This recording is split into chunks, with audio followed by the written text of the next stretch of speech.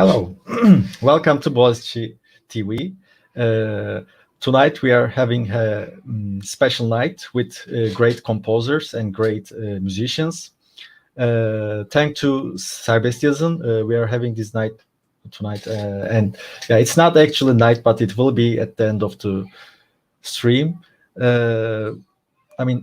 We had a lecture, an open lecture with Nadine Tubbs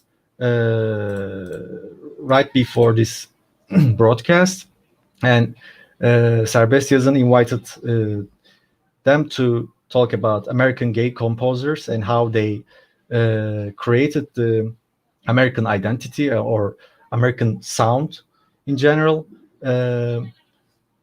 Without further delay, I want to give the speech to Serbest, to Enes. Hello, Enes. Hello, Serdar. Thank you for this stream. Thank you for this all this organizational skills you put in effort. Here it's with you, and you can introduce our musicians today. Thank you, and thank you for Boğaziçi TV that helps us and enable us to be here in this precious night for Istanbul. And I want to introduce myself and what we are doing here. I am Enes, a student in Boğaziçi University, Turkish Language and Literature Department, and this event will be organized by Serbest in English Free Literature and partially by Feel Free and Boğaziçi TV. We are here in 8th Boğaziçi Pride Week. Ironically, it won't last for 1 week and it will last for 2 weeks. But anyway, we are here and we will listen today some great performance by three precious people and one perfect group. Firstly, David Witten will perform Aaron Copland's Piano Sonata, and Sarah Cahill will perform some great and short pieces by different people. Thirdly, Tendler will play for us Aaron Copland's Piano Variation. And lastly, Swara Lassenne Vocale will perform us Samuel Barber's Agnus Dei. And now stage is for David Witten. We will listen Piano Sonata by Aaron Copland through David Witten. Good luck, David. Hello, Enes and everyone. Thank you for inviting me here. I'm in my piano studio at Montclair State University, which is in northern New Jersey, and I'm here with my former student and now colleague Shishwen Zhang, who's going to turn pages for me. My interest in Copland began when I was a graduate student in Buffalo, New York, and my teacher was Leo Smith, who it turns out that Leo Smith was very devoted to Copland and all of his piano music. In fact, Leo Smith recorded the entire piano works, and in 1976, I believe it was, Copland and Leo Smith came to Harvard University. I was living in Boston at that time, and Smith played the entire works in one evening. But the day before, they had a little lecture, and at that time, they talked about the piano sonata, and Leo Smith played the last 3 minutes of the sonata, and I was entranced. And because it's the first time in music that we hear music without motion, without movement. In fact, there was a British author and musicologist wrote a whole book called Music in a Newfound Land, and he describes the piano sonata of Copland, and it turns out Copland completely approved of Wilfrid Mellor's words. So I just wanted to read a few before I play the piece. The first movement, energetic phrases but seem curiously wistful, suggesting man's ant-like energy and his ineluctable loneliness. The second movement is the fast movement. Copland liked to have slow, fast, slow, rather than the more traditional fast, slow, fast. The scherzo is built from a nagging wedge-shaped figure which continually tries to take off but is always frustrated. In other words, it's a frustrated wedge that never resolves. The two movements of frustrated energy leads to the final movement, the andante, which is the quintessential expression of immobility. That means it's the perfect expression of things that do not move. The music gradually runs down like a clock. There is no more modulation and virtually no more movement, as the texture gets still sparer and more widely spaced, dissolving away into space and eternity.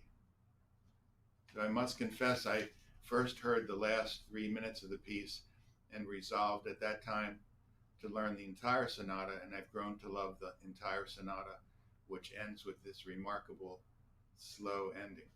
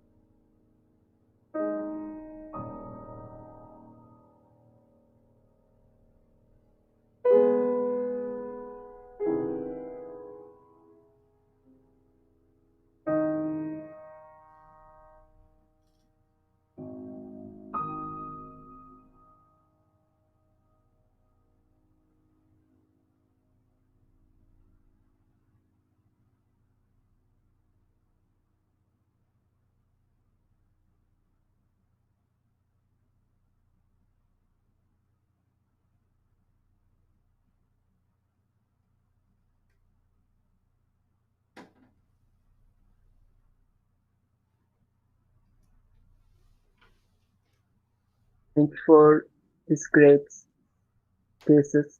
It was a great pleasure to listen this piano sonata by you. And I have a question if you have a little time. Yes, certainly. When I listen this piano sonata by you, I sometimes feel anxious, sometimes feel sad, sometimes feel relaxed. And I wonder, what do you feel when you play this sonata?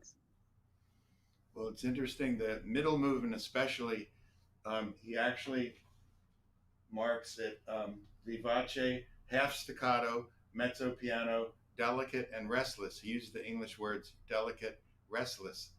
So if you're at all nervous, you'll definitely be able to be restless when you play it. So that's one reaction. Also, there's a lot of slowness in it, as I mentioned before, and it feels like you're trying to lift up heavy stones and do some insurmountable amount of heavy work. That's the sound that I hear in it. Thank you. It was great to listen this, even though it is online.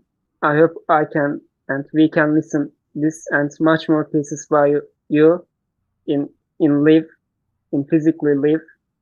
And we have a concert hall in our university, Albert Long Hall. I hope you can come, and we want to invite you and play some pieces like this.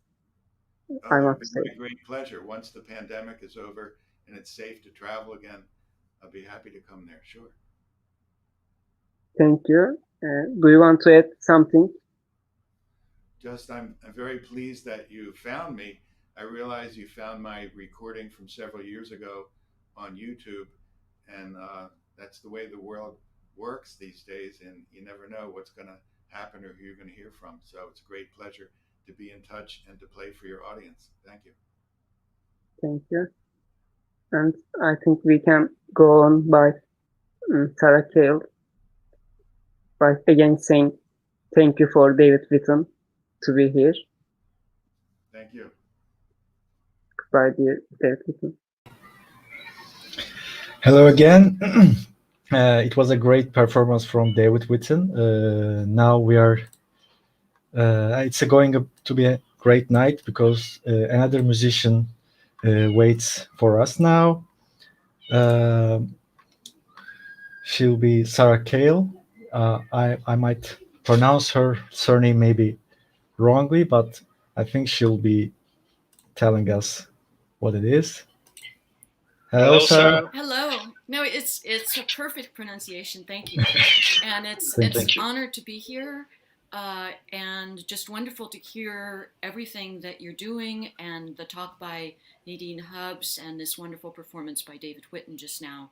And it's an honor to be here. I'm joined by Teresa Wong and Ellen Foman here with me, and this is my home in Berkeley, California. This piano is a recent gift from the composer pianist Terry Riley, so it's very special. And I also want to send lots of love to my brother Nick Cahill, who directs the archaeological dig at Sardis near Izmir in Turkey. So Turkey is a second home for him, and he's there right now, and so he's watching. Anyway, thank you so much for the invitation, and it's an honor to be here. So, Enes, am I pronouncing your name right? Enes? You originally asked me to play works by Mark Blitzstein, who was included in Professor Hubbs's talk. And the pieces that I've recorded by Mark Blitzstein are very difficult and challenging and dense and all in manuscript. So it would have taken me months to prepare them. So instead, I'm going to play a few unpublished pieces by Mark Blitzstein, who is best known for his opera The Cradle Will Rock. And the first one is called Innocent Psalm. It says, Innocent Psalm for the Bernstein Baby. So this is Leonard Bernstein's baby. And the second one is Lied, or Song, composed in 1963, June 1963. So this was 7 months before he was murdered in he was only in his 50s. So I'll start with Innocent Psalm by Mark Blitzstein. Thanks so much.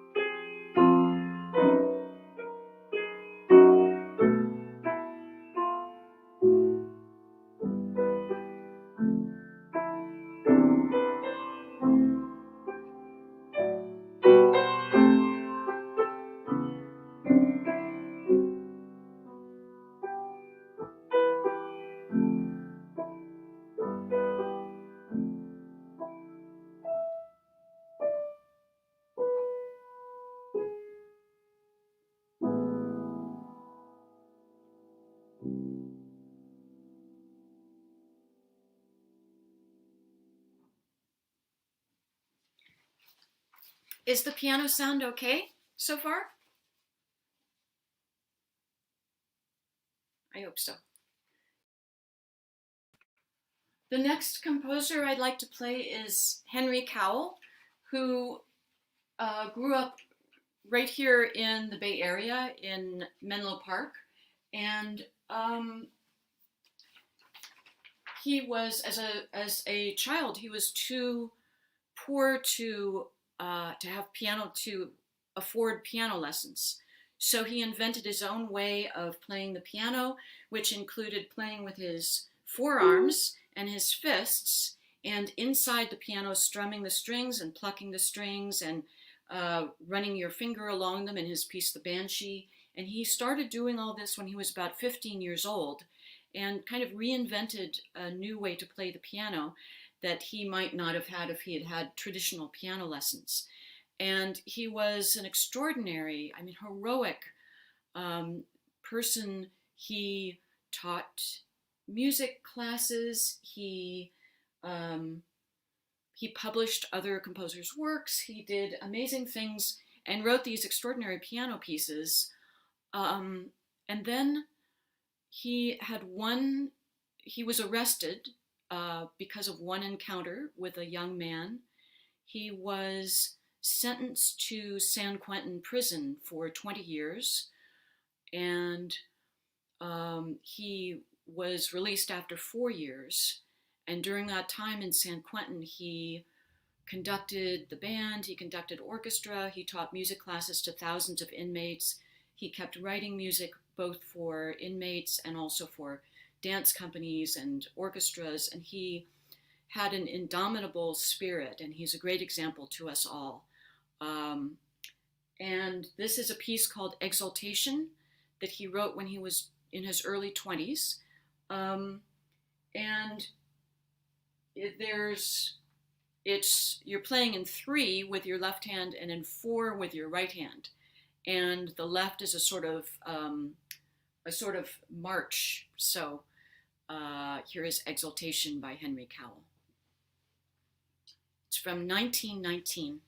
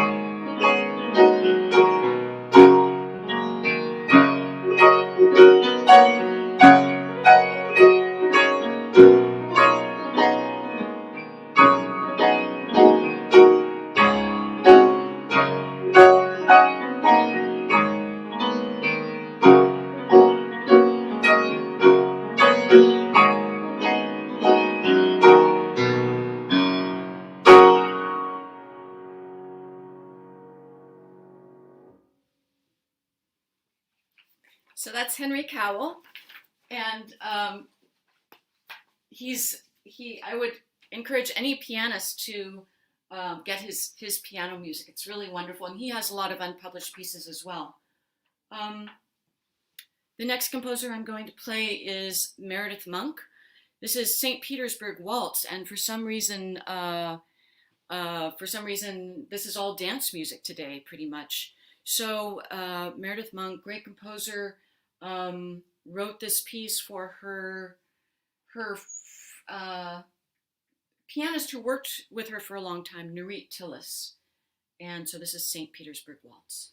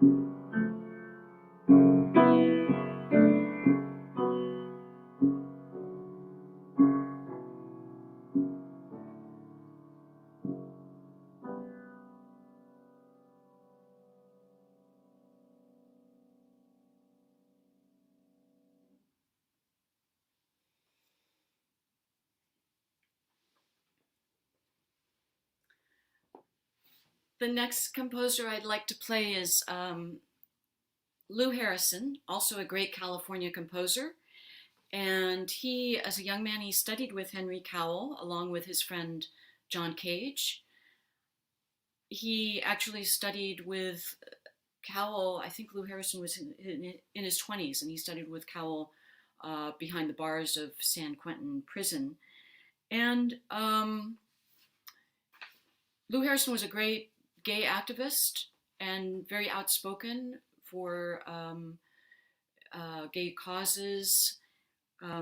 Amazing composer, and with Henry Cowell was interested in music of the world and Indonesian gamelan, Chinese music, Korean music, and is a wonderful composer and person. So this is called Tandy's Tango, composed for the dancer Tandy Beal.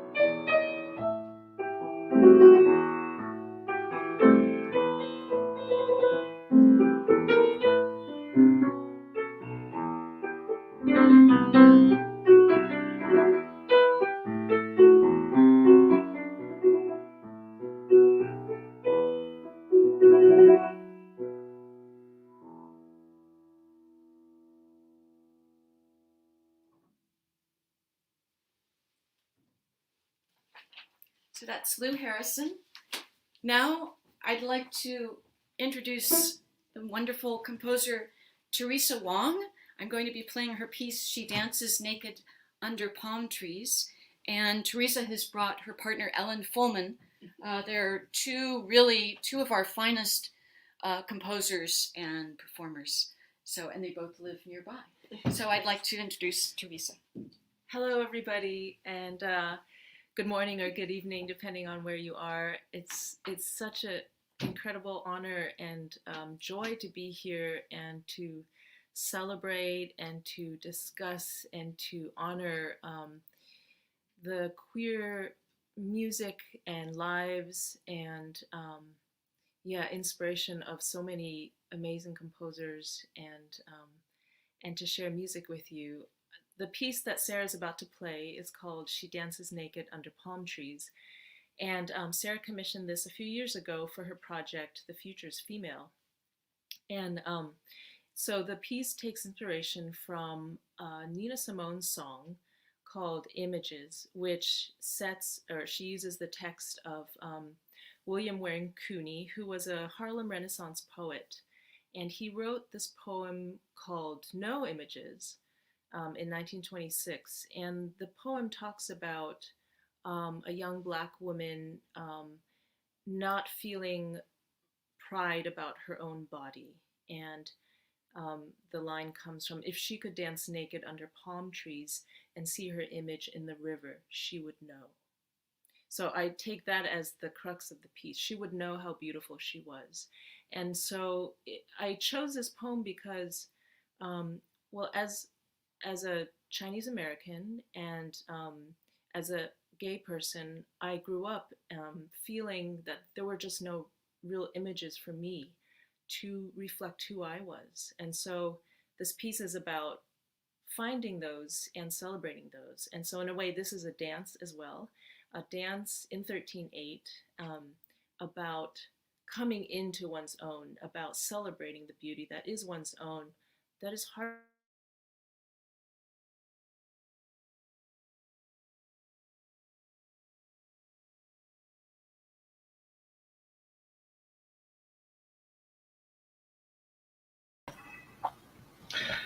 I think there was a problem about connection. Can we ask to them to reconnect, maybe?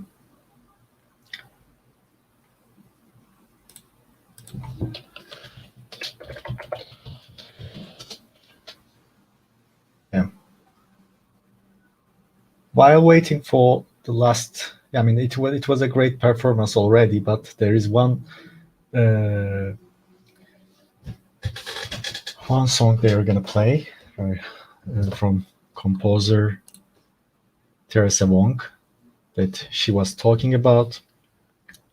The name of the composer is She Dances Naked Under Palm Trees. Oh, sorry, is back.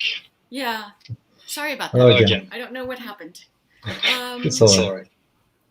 Yeah, and the other thing I should mention is, did you hear Teresa? Well, anyway, the other thing I should mention is that Teresa uses these different effects where she holds down certain pitches. You hold down certain pitches and then you do a glissando on the strings and you hold them with the middle pedal, which is the sostenuto pedal.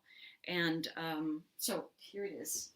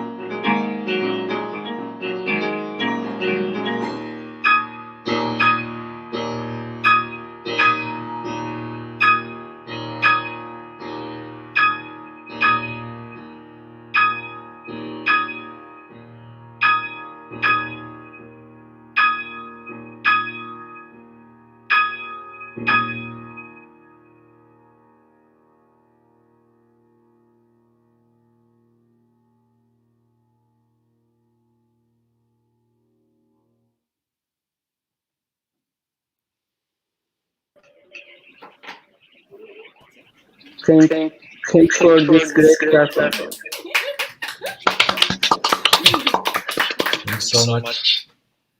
It was a great performance. I mean, it's difficult to a wonderful piece.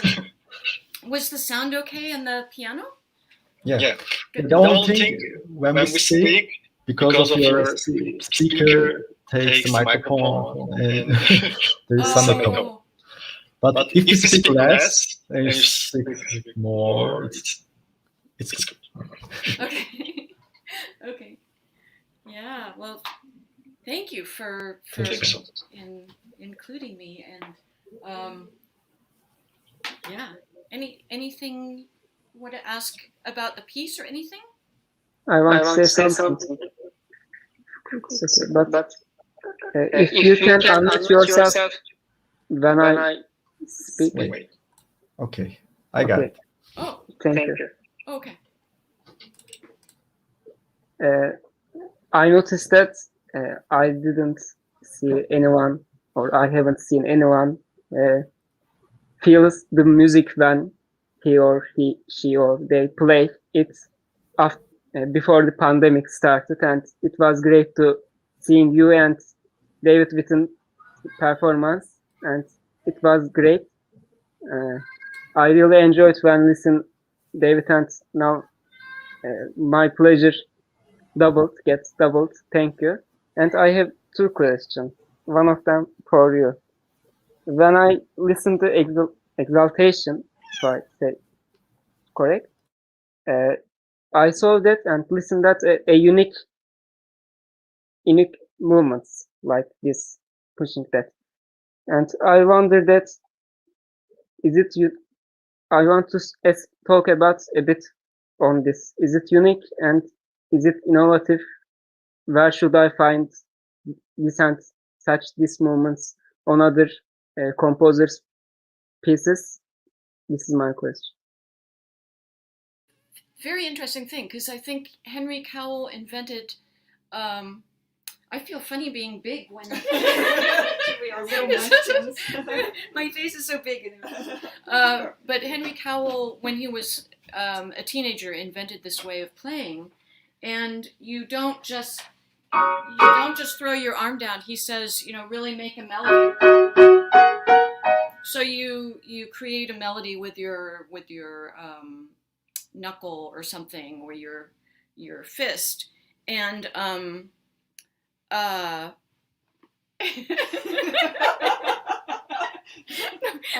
I'll just talk. But so he did this first, and then I think Henry Cowell is really underappreciated composer of the 20th century, because if it wasn't for him, there wouldn't be the John Cage prepared piano, there wouldn't be George Crumb going inside the piano. Like, he just started, or there was Stockhausen.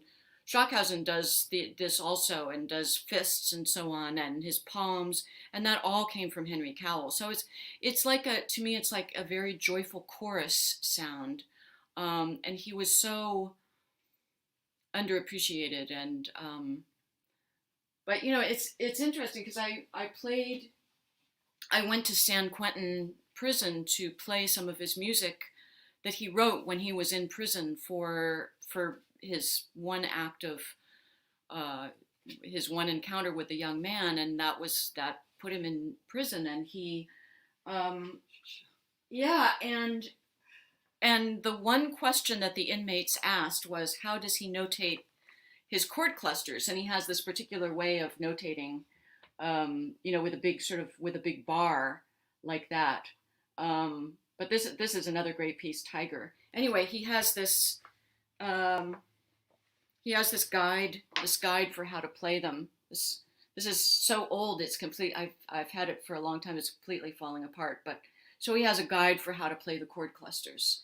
But he also does these things, like, which Teresa does in her piece. So maybe you could say, did you get some of it from? Oh, do you definitely? I would say, a lot of Cowell's music was influencing me when I wrote that piece, and I just absolutely love his work, and especially and learned a lot about it through Sarah, and attended the San Quentin concert that she gave, was so moving. So I love also the piece, the idea of blurring, the 12 tones. It's kind of going beyond the individual notes, and to create more a sound that is kind of, I guess you could say, I sometimes I think about it in terms of like queer culture. It's in between. It's fluid. It's not one thing or the other. And so to me, in a way, chord clusters, and especially glissandi, which I use a lot in my piece, also kind of represent that to me. She has a lot of interesting sort of codes embedded, like the number 13 is significant to Teresa also, and so there's a lot going on there. But also Cowell did, when he was in San Quentin, he did experiments with polyrhythms. So you're playing like 13 with your left hand and 17 with your right hand and things like that. And so he was way, way ahead of his time. I mean, this was so much longer before, it was decades before Elliott Carter would do similar things. But he didn't get credit for it. I think he just is like the inventor of the 20th century music. Yeah. Anyway. Thank you. Can you unmute for a second? Fine, thank you. And thank you for your answer. Yes, it's fine. Huh? Thank you for your answer. I have a question, one to Teresa Wong, if it's okay. When Sarah played your piece, there was a movement from playing from one place of the piano to the middle of the piano, something like that. And I think it was a bit unique for me and extraordinary for me. How do you feel when playing this kind of pieces and this kind of movements, and what do you think of the importance and effect of this kind of extraordinary movements on your piece? But yeah. Oh, am I muted? It's good. The physicality is really important, and so it's, you know, there are moments when even during some chord clusters there's a bit of like using your elbows and, you know, your arms, and there's sort of a feeling of, you know, don't get in my way. There's a feeling of struggle and of defiance, and so that is also in the music for me, and going from one range, you know, from the bass all the way to the treble, and glistening on black keys and white keys. So I don't know if intentionally or unintentionally, I think part of my feeling in writing this piece was to break out of molds that, you know, society puts you in, and to expand. We are here to expand our possibilities. And so, and also about Nina Simone was very much like the movie where she's just really defiantly looking at the audience. Yes. Sarah was mentioning Nina Simone and how she struggled also so much in her life to not be boxed in. I mean, she grew up wanting to be a classical pianist and couldn't because of the racism in her time. And, you know, in so many of her performances, she's really, really, you know, channeling this defiant character, and cutting through. And so there's also an homage to that spirit of her in this piece.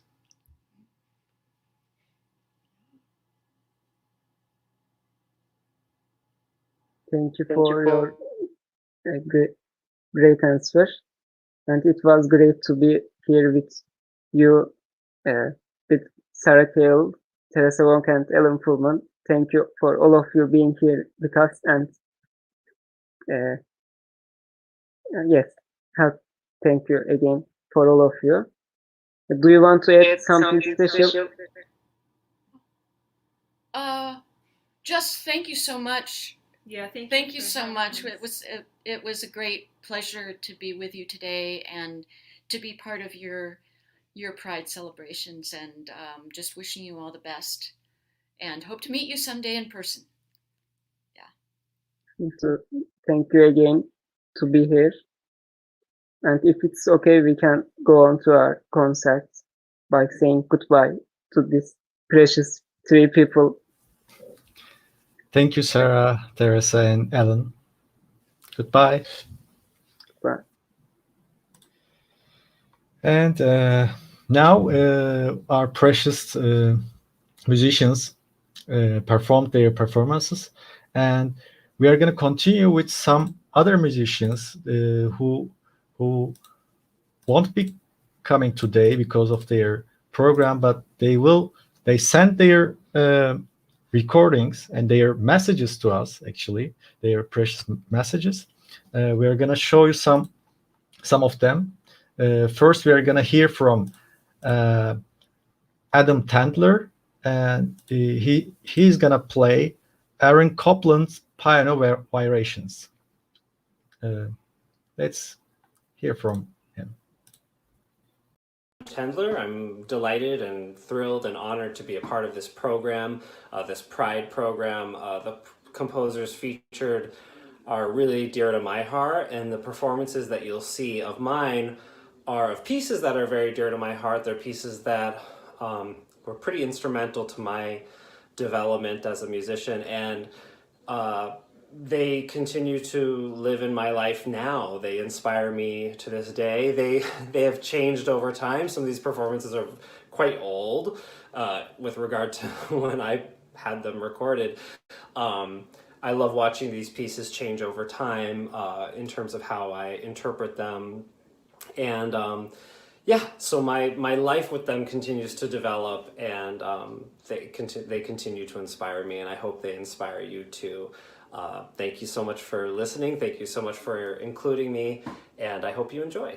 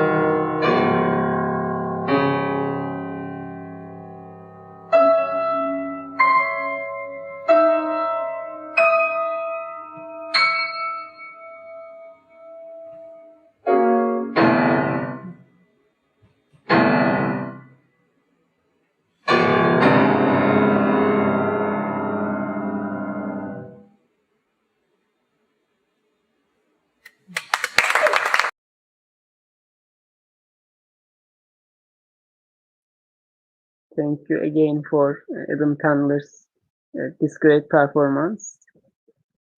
I want to talk about shortly on Tendler, Aaron Copland, and piano variation. I'm sorry to forget to talk about before.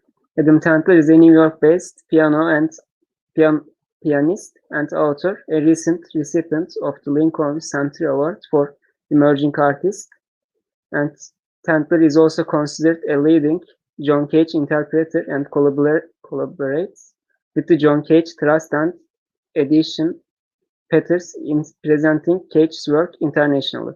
He recently released an album, Robert Palmer, Piano Music, on New World Records and published his second book, known as Titles.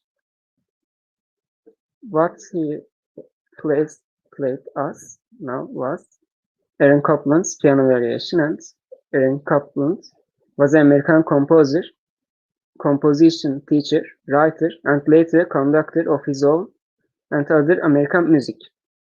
Copland also referred and known as the Dean of American Composers. This was his piano variation, and thank you again for Adam Tendler playing this record and sending it with his own greetings. And now we are finally closing, but we have the last piece by Swara Lassenne Vocale, conducted by Ivan Johan. They will perform Samuel Barber's Agnus Dei, which is a great performance. And I want a little short talk about Samuel Barber. Samuel Barber was an American composer, pianist, conductor, baritone, and music educator, one of the most celebrated composers of the 20th century. And music critic Donald Hanahan stated, probably no other American composer has ever enjoyed such early, such persistent, and such long-lasting acclaim. Now, what we will listen will be Agnus Dei, as I said. Agnus Dei means Lamb of God, and it is a choral composition in one movement by Samuel Barber, his own arrangement of his Adagio for string. In 1967, he set the Latin words of the liturgical Agnus Dei a part of the Mass for mixed chorus with optional organ or piano accompaniment. The music in B flat minor has a duration of about 8 minutes, and we will listen it after a short greeting by the Ivan Johan, who is the conductor of Swara Lassenne Vocale. Let's listen it. Everyone, my name is Ivan Johan, a conductor from Indonesia that resides in Brussels, Belgium. I would like to thank Serbest and Feel Free for this opportunity to present our musical video as part of our participation in this event. Greetings to the hosts and to all musicians and audience in this wonderful event. This video was made during the start of the pandemic, where choir and vocal ensemble activities are put on hold like many other things. I gathered some singers from the two groups that I conduct in Brussels. One is a vocal ensemble with professional singers called Swara Vocal Ensemble, and the other one is a choir called Lassenne Vocale. The intention was to make music together again, which we were longing for at that time. Well, we actually still are longing for that. It is indeed different from what we normally do before the pandemic, because all the preparations were made individually since live rehearsals were not possible, but somehow the result gave some satisfaction among us that we were able to make music together again. We chose Samuel Barber's piece called Agnus Dei for the beautiful melody and harmonies in it, and also for reflecting the hope of humanity with the lyrics that Barber put on the music. I hope you enjoy it.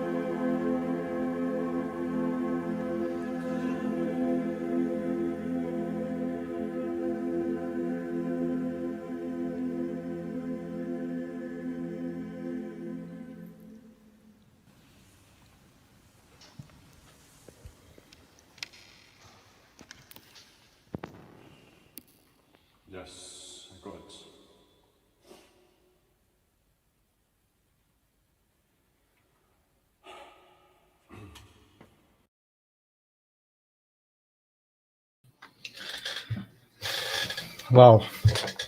I mean, these were some good performances, some great performances. Tonight we had a special night with some of great gay composers via famous musicians like David Witten, Sarah Cahill, Teresa Wong, Aaron Copland, and Swara Lassenne Vocale. Some of them were alive with us today, and some of them were sent their recordings. But it was a great. I mean, there was a great atmosphere, like feeling being here. I feel like this. And thank you for this event to Serbest, Yazın, and feel free. I think they did a good job, and today we celebrated again the Gay Pride Month and the Pride Week in Boğaziçi University. Would you like to say something to end, Enes? Yes, thank you for Boğaziçi TV to stream this video, this concert all in YouTube, and thank you for all of the precious musicians that played on stage on this precious day. And thank you again. Thank you for the audience to be here with us and listen this great performance with us. Thank you for everyone. Yes. Yes, thank you so much, and stay with resistance, like stay with pride, and celebrate what we have today and what we can have tomorrow. Thanks so much. It was a great night, great streaming. See you later. Goodbye. Ciao.